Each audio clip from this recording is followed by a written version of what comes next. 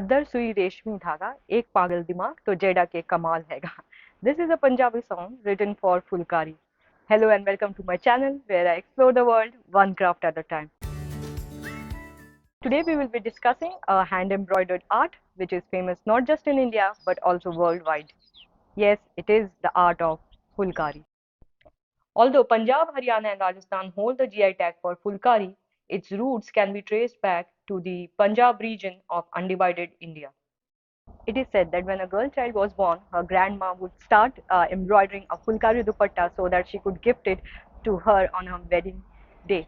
The art itself was so labor intensive that you can imagine it took like 10, 15, 20, 25 years or sometimes even maybe 3 or 4 years to complete the embroidery, and it was mostly practiced by women in their house alongside their daily duties.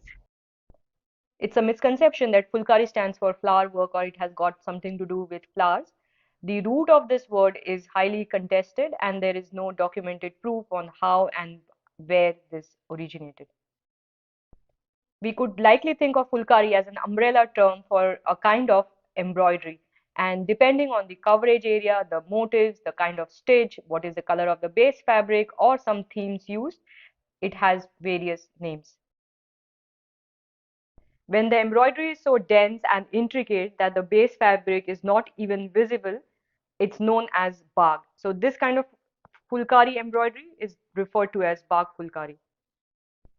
This one is a ghungat Phulkari, which means a veil, and if you can see the triangular embroidery done is where it would typically fall on your head, and so only that part has been specially embroidered. Also within bag you have different varieties as we can see here depending on various factors. When the embroidery has parallel running stitches, as you can see here, it is known as chop Phulkari. It also resembles the Kasuti embroidery from Karnataka. Depending on the theme or color of the base fabric or different design work, it has different names. For example, if it is done on a white base with certain design, it is referred to as thirma. If it is done on a blue base, it is referred to as nilak. If you can also see here, there are different kinds. For example, the traditional ones are referred to as Seji Phulkari.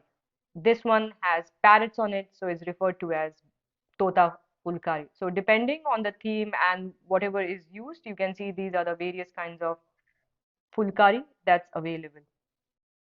The women were so enterprising that they found a way to optimize the cost to embroider the entire dupatta but using only half of the silk thread. They did so by using something known as the darning stitch instead of the more popular satin stitch.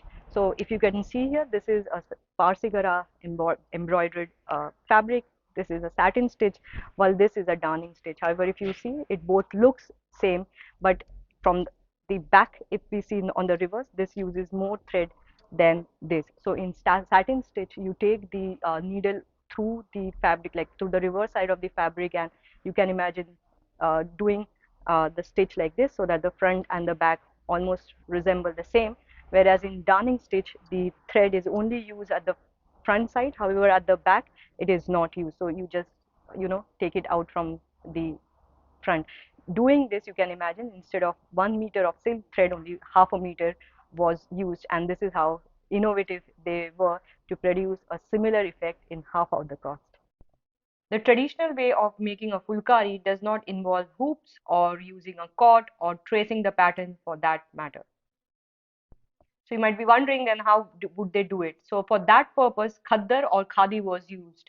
Since it was quite rough, it wouldn't slip out of your hand, and the warp and the web threads were counted instead of drawing a pattern to make the designs. That's how creative and innovative they were. The price of Phulkari depends on different factors. First, what's the fabric foundation? Is it made of silk, cotton, or something else, or mix, or synthetic fabric? Then, the quality of the thread. Is it polyester, nylon, or silk? Then comes the area of coverage. Is it a bark Phulkari or a scattered motif Phulkari? What is the density of the work and how fine these stitches are? However, this art form has seen a lot of degradation and corruption, if I may say so, in the last few years and maybe decades, and we are on the verge of losing this beautiful and authentic art of Phulkari. I will be sharing with you tips on what a real Phulkari looked like or how do you identify fakes or dupes that are in the market? The markets in Amritsar are flooded with dupattas like this, which they claim to be Phulkari. So first of all, Phulkari has nothing to do with flowers or any embroidery that just contains flower. So no doubt this is a hand embroidered dupatta, and maybe also beautiful at that one, but this is by no means a Phulkari dupatta. The other thing that you will find a lot are machine made Phulkari embroidery. So the way to identify it is you have to take your dupatta and look at the reverse end. As I said, a dance stitch does not use threads or extra threads on both sides. So you have to notice if the front and the back of the dupatta look different. So if you see, just because it is filled here, there is no green thread again at the behind, because the embroidery is done from taken, or the U-turn is done from the surface level. So this is what you have to take care of. The other thing that you can note, if it has been marked with blacking or if the pattern has been traced, then it is a sign that it is a hand embroidery product. So please be careful that you don't end up paying a big price for a fake product. Most of it that we find today are machine made. In a machine made embroidery, the front and the back will look exactly the same, and it would be perfect. So that's a thing that you could observe. The other thing that I found is they use a lot of fancy words like chinon, crepe, this, that. A lot of the times it is mostly synthetic fabric. So that's another thing that you need to take care about. In summary, I would say it's extremely difficult to get your hands at a authentic and high quality Phulkari dupatta that really represents the essence of what the embroidery was. So please keep an eye out. Please also be aware that you don't end up buying a fake product. As I said, the handicraft is really in danger of being wiped out perhaps in a few years time. So it is also upon us to support authentic art form and ensure that the next generation also get to enjoy it. If you do have a authentic bag or chop or any other Phulkari, maybe from your grandparents, then please let me know, perhaps tag me somewhere so that I could also enjoy it, since I don't want, I did not inherit anything. If this video was useful, please let me know in comments. Do share this video with someone who might find it useful. Subscribe if you still haven't.